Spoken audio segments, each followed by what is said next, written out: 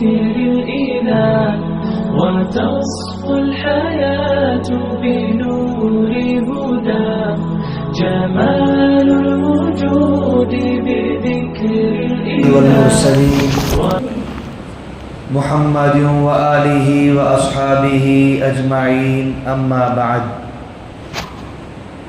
فأعوذ بالله من الشيطان الرجيم بسم الله الرحمن الرحيم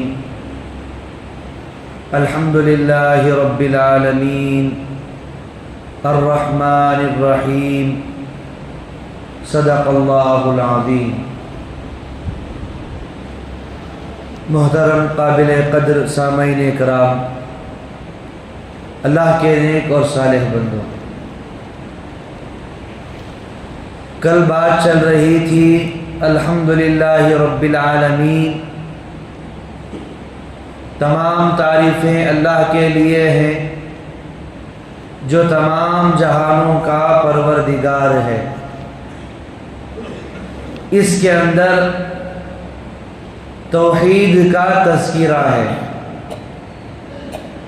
دوسری جو آیت ہے الرحمن الرحیم، جو سب پر مہربان ہے، بہت مہربان ہے. آپ حضرات بسم اللہ الرحمن الرحیم کا ترجمہ اور اس کی تشریح جب میں نے آپ کے سامنے کی، رحمان کسے کہتے ہیں، رحیم کسے کہتے ہیں، آپ کو الحمدللہ بات سمجھ میں آ چکی ہے. پھر سے ایک مرتبہ اس آیت کا ترجمہ، رحمان اللہ تعالیٰ کی وہ صفت رحمت جس کا ظہور دنیا میں ہوتا ہے، یعنی انسان چاہے ایمان والا ہو چاہے غیر ہو، ہر ایک کے ساتھ اللہ رحمت کا معاملہ کرتے ہیں. رحیم اس کا معنی ہے اللہ کی وہ صفت رحمت جس کا ظہور آخرت میں ہوگا. یہ صرف ایمان والوں کے لیے ہوگا، غیر ایمان والوں کے لیے نہیں ہوگا. پہلی آیت کے اندر توحید کا تذکرہ ہے، دوسری آیت کے اندر رسالت کا تذکرہ ہے. اللہ تبارک و تعالیٰ نے جب ہمیں اس دنیا میں بھیجا، اس دنیا میں بھیجنے کے بعد ہمیں یوں ہی نہیں چھوڑ دیا، بلکہ ہمارے ساتھ یہ رحمت کا معاملہ کیا کہ تمہیں اس دنیا میں کس طرح زندگی گزارنا ہے. اللہ تعالیٰ یہ بتلانے کے لیے انبیاء علیہ السلام کو بھیجا. یہ اللہ کی صفت رحمت ہے کہ تمہیں کس راستے پر چلنا ہے، کس راستے پر نہیں چلنا ہے، کون سے راستے پر چلنے سے اللہ راضی ہوتے ہیں، کس راستے پر چلنے سے اللہ ناراض ہوتے ہیں. یہ ساری چیزیں بتلانے کے لیے انبیاء علیہ السلام کو اللہ نے اس دنیا میں بھیجا. یہ بھی صفت رحمت ہے. دوسری بات، اللہ تبارک و تعالیٰ کی یہ جو صفت ہے رحمت، اس صفت کو ہمیں اپنانے کی ضرورت ہے. اللہ تعالیٰ اپنے بندوں کے ساتھ رحمت کا معاملہ کرتے ہیں.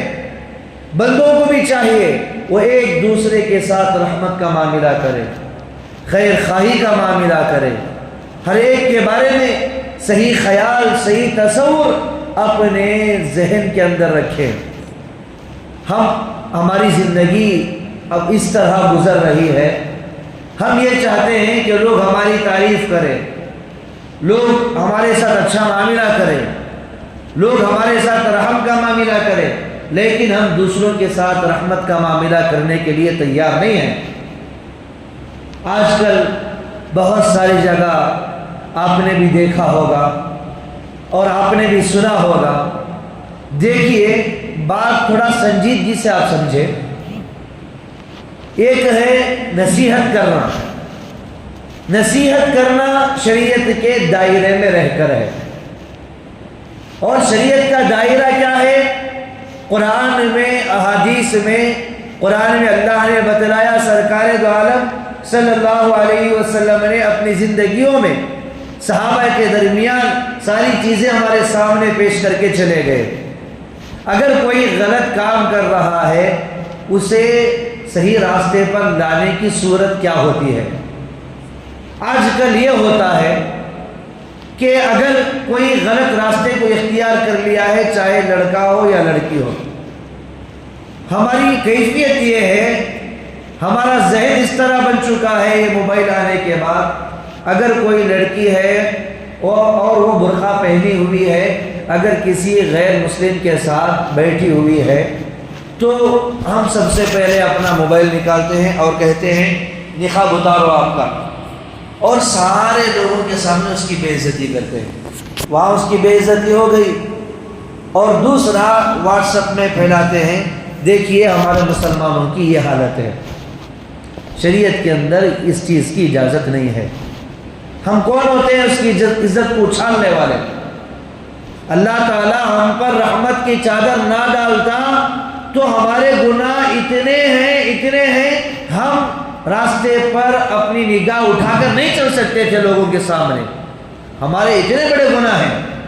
اللہ تبارک و تعالیٰ نے رحمت کی چادر ہمارے اوپر ڈالی ہے، کبھی اللہ نے ہمارے گناہوں کو لوگوں کے سامنے ظاہر نہیں کیا، ہم کیوں لوگوں کے گناہوں کو ظاہر کریں؟ ہاں نصیحت کرنا ہے شریعت کے دائرے میں رہ کر، انہیں سمجھائیں، دیکھیے آپ مسلمان ہیں، برقع پہنی ہوئی ہیں، آپ کو میں کہتا ہوں آپ میری بیٹی جیسی ہیں یا بیٹے جیسے ہیں، آپ اسے صحیح طور پر سمجھائیں گے، نرم مزاج سے ہو سکتا ہے وہ صحیح راستے کو اختیار کر لے۔ اگر آپ اس کا ویڈیو بنا کر شیئر کرنے لگیں گے تو وہ پہلے سے سوچے گی تو عزت تو جا چکی ہے، اب صحیح راستے کو اختیار کرنے کا کیا فائدہ ہے، وہ بھاگ جاتی ہے غیروں کے ساتھ۔ یہی ہوتا آ رہا ہے۔ ہمیں چاہیے شریعت کے دائرے میں رہ کر ہم ہر کام کریں۔ بہرحال رحمان کہتے ہیں اللہ کی صفت رحمت۔ اس کے ضمن میں مفسرین نے ایک واقعہ بتلایا، اور اس واقعے کے اندر ہمارے لیے بہت اہم سبق ہے۔ پہلا سبق یہ کہ بندہ چاہے کتنا بڑا گنہگار ہو، اگر وہ صدقے دل سے توبہ کر لیتا ہے، اللہ کی جو صفت رحمت ہے، اللہ تعالیٰ بندے کے جتنے بھی گناہ ہوتے ہیں معاف فرما دیتے ہیں۔ حضرت ذوالنون مصری رحمۃ اللہ علیہ یہ وقت کے بہت بڑے اللہ والے تھے، ان کے بہت سارے واقعات موجود ہیں کتابوں کے اندر۔ یہ ایک مرتبہ گھر میں بیٹھے ہوئے تھے، ان کے دل میں بے چینی سے پیدا ہوئی۔ انہوں نے سوچا میں باہر چہل قدمی کر کے آتا ہوں، باہر یہ نکلے۔ راستے میں انہوں نے دیکھا ایک بچھو ہے جو تیزی کے ساتھ چل رہا ہے، تیزی کے ساتھ دوڑ رہا ہے۔ حضرت کے دل میں یہ خیال آیا شاید اس کے اندر اللہ کی کوئی حکمت ہوگی۔ وہ بچھو کا پیچھا کرنا شروع کر دیے، وہ دریا کے قریب پہنچا، وہاں سے مینڈک نکلا دریا میں سے۔ یہ اللہ کی صفت ہے، اللہ کی یہ شان ہے۔ مینڈک باہر نکلا اور وہ بچھو اس پر چھلانگ لگایا، اس پر بیٹھ گیا، اور وہ مینڈک اسے لے کر دوسری طرف جانے لگا۔ حضرت نے کشتی حاصل کی، حضرت نے اس کا پیچھا کیا، اور جب وہ کنارہ ملا تو بچھو چھلانگ لگایا اور دوسرے کنارے پر آ گیا اور تیزی کے ساتھ دوڑ رہا ہے۔ حضرت نے منزل حاصل کی، حضرت نے اترا اور اتر کر دیکھا تو بچھو تیزی کے ساتھ جا رہا ہے۔ حضرت نے غور کیا، دور پر وہاں پر ایک درخت ہے، اور اس درخت کے نیچے ایک آدمی سویا ہوا ہے، وہاں پر ایک سانپ ہے جو اسے ڈسنے والا ہے۔ یہ بچھو تیزی کے ساتھ جاتا ہے۔ حضرت بیان فرماتے ہیں وہ بچھو تیزی کے ساتھ گیا اور اس سانپ کو اس زور سے ڈسا کہ وہ سانپ زمین پر گر گیا، اور وہ بچھو واپس آیا۔ اسی طرح مینڈک باہر آیا، وہ بچھو اس پر بیٹھ گیا، تو پھر وہ مینڈک اسے لے کر چلا گیا۔ حضرت کو یہ کیفیت دیکھ کر بہت حیرانی ہوئی۔ حضرت جا کر تھوڑی دیر وہاں پر بیٹھ گئے۔ تھوڑی دیر کے بعد حضرت نے انہیں جگایا اور ان سے پوچھا بھائی آپ کون ہو، آپ کو معلوم ہے کہ آپ کے ساتھ کیا معاملہ ہوا ہے؟ تو انہوں نے کہا کہ مجھے معلوم نہیں ہے۔ حضرت نے سارا واقعہ بیان کیا۔ ابھی سانپ ڈسنے والا تھا، اللہ نے آپ کی اس طرح مدد کی ہے بچھو کے ذریعے سے۔ تو زارو خطا رونے لگا اور کہنے لگا کہ میں اب توبہ کرتا ہوں، اب میں جا رہا ہوں۔ حضرت نے اسے کھڑایا اور پوچھا آپ کہاں جا رہے ہیں، آپ کی رونے کی کیا وجہ ہے، آپ کی زندگی کے حالات کا تذکرہ کیجئے۔ اللہ تبارک و تعالیٰ نے آپ کا اتنا ساتھ دیا ہے، ہوں گے آپ کے کچھ نیک اعمال، آپ اپنی زندگی کی حالات کا تذکرہ کیجئے۔ تو اس نے کہا حضرت میں بہت بڑا بے نمازی ہوں، میں بہت بڑا اللہ کا نافرمان ہوں، ساری زندگی میں اللہ کی نافرمانی میں گزاری ہے، میں شراب پیتا ہوں، شراب کی پی کے میں سویا ہوا تھا۔ اللہ تبارک و تعالیٰ کی وہ صفت رحمت جو میرے ساتھ ہے، مجھ جیسے گنہگار کے ساتھ، تو اللہ کی صفت رحمت ان بندوں کے ساتھ کیسی ہوگی جو نمازوں کا اہتمام کرتے ہیں، جو عبادت گزار ہیں، جو صدقہ خیرات کرتے ہیں، جو روزے رکھتے ہیں، ان کے ساتھ اللہ تبارک و تعالیٰ کی صفت رحمت کیسی ہوگی؟ تو بندہ توبہ کر کے کہنے لگا آج کے بعد میں کبھی اللہ کی نافرمانی نہیں کروں گا۔ تو رمضان مبارک کے اندر ہمیں چاہیے اللہ کی یہ جو صفت ہے، صفت رحمت، اس سے فائدہ اٹھانا ہے۔ فائدہ اٹھانے کا مطلب کیا ہے، مقصد کیا ہے؟ مطلب یہ ہے، فائدہ اٹھانے کا مطلب یہ ہے کہ ایک دوسرے کے ساتھ رحم کا معاملہ کرنا۔ اس کا ہمیں فائدہ کیا ہوتا ہے؟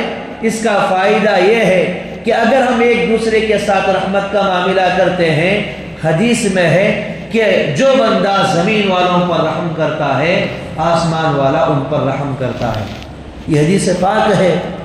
ہمیں چاہیے ایک دوسرے کے ساتھ ہم رحمت کا معاملہ کریں گے انشاءاللہ۔ تیسری بات، اللہ تعالیٰ کی یہ جو صفت رحمت ہے، اس سے ہمیں فائدہ اٹھانا ہے۔ وہ کس طرح ہے؟ اپنے گناہوں سے توبہ کرنا ہے۔ اے اللہ ہمارے گناہوں کو معاف کر دے، اے اللہ ہم یہ عہد کرتے ہیں اس کے بعد گناہ نہیں کریں گے، انشاءاللہ سب کر لیں گے انشاءاللہ۔ آج کچھ مسائل کا تذکرہ ہم کر لیں گے انشاءاللہ۔ کل مالک یوم الدین سے قرآن کی تفسیر ہم کریں گے۔ بہت سارے مسائل آ رہے ہیں زکوٰۃ سے متعلق۔ اب اکثر یہ ہوتا ہے کہ رمضان مبارک میں معمول ہوتا ہے زکوٰۃ نکالنے کی، اکثر لوگ رمضان میں زکوٰۃ نکالتے ہیں۔ سب سے پہلے یہ بات ہم اپنے ذہن میں رکھ لیں، ہر مسلمان مرد عورت پر زکوٰۃ دینا فرض ہے اگر وہ صاحب نصاب ہے۔ صاحب نصاب کسے کہتے ہیں؟ اگر آپ کے پاس 80 پر 7 گرام سونا ہے اور آپ کے پاس سونا نہیں ہے یا 612 گرام چاندی ہے تو آپ صاحب نصاب ہیں۔ 80 پر 7 گرام سونا ہے تو آپ کو زکوٰۃ نکالنا آپ کے اوپر فرض ہے، اور شرط یہ ہے کہ 1 سال کا اس پر گزر ہونا، قمری سال کا۔ بہرحال اب یہاں پر مسئلہ یہ ہے کہ اگر کسی کے پاس 80 پر 7 گرام سونا نہیں ہے، مثال کے طور پر آپ فرض کر لیں ہمارے یہاں صاحب بیٹھے ہوئے ہیں، فرض کر لیں ان کے پاس 20 گرام سونا ہے، 20 گرام سونے پر تو زکوٰۃ نہیں ہے، تو یہ زکوٰۃ کس طرح نکالیں گے؟ زکوٰۃ نکالنے کا طریقہ کیا ہوگا؟ تو ان کے پاس دیکھا جائے گا سونے کے علاوہ ان کے پاس چاندی کتنی ہے۔ اگر ان کے پاس 5 گرام بھی چاندی ہے یا 2 گرام بھی چاندی ہے، 10 گرام چاندی ہے، تو ان دونوں کو ہم ملائیں گے، سونے کو بھی ملائیں گے، چاندی کو بھی ملائیں گے، دونوں کو ملا کر ہم دیکھیں گے یہاں پر سونے اور چاندی کو ملانے کے بعد ہم سونے کی مقدار پر زکوٰۃ نہیں، ہم چاندی کی مقدار لگائیں گے۔ کیا ان دونوں کو ملانے سے چاندی کی جو قیمت ہے 612 گرام کی، کیا یہ قیمت مکمل ہو جائے گی؟ 612 گرام کی قیمت کیا ہے؟ ہم فرض کر لیں سمجھنے کے لیے 30 پر 5000 روپے ہے 612 گرام چاندی کی قیمت۔ ان کے پاس جو 50 گرام سونا ہے اور اسی طرح 5 گرام چاندی ہے، ان دونوں کو ملانے سے کتنی قیمت ہوتی ہے؟ اگر وہ قیمت 30 پر 5000 روپیوں سے زیادہ ہو جائے تو آپ صاحب نصاب ہیں، تو چاندی کا حساب لگایا جائے گا اور زکوٰۃ نکالی جائے گی۔ اور اسی طرح آپ کے پاس صرف 5 گرام سونا ہے، 5 گرام چاندی ہے، اور اس کے علاوہ گھر میں آپ کے پاس 20,000 روپے رکھے ہوئے ہیں، اس پر سال گزر چکا ہے، تو 5 گرام سونا، 5 گرام چاندی، 20,000 روپے ہے، اس کی زکوٰۃ ہم کس طرح نکالیں گے؟ تو جس طرح آپ نے چاندی کا حساب لگایا تھا اسی طرح ان تینوں کو بھی ملائیں گے اور دیکھیں گے کہ کیا یہ چاندی کا جو نصاب ہے 612 گرام، اس کی جو قیمت ہے اس کی قیمت تک کہ کیا پیسہ پہنچ گیا، 30 پر 5,000 روپے ہم نے فرض کیا تھا، اس سے اوپر اگر اس کا پیسہ پہنچ جائے تو آپ صاحب نصاب ہیں، ان پیسوں کی آپ زکوٰۃ نکالیں گے۔ ایک بات تو یہ ہو گئی۔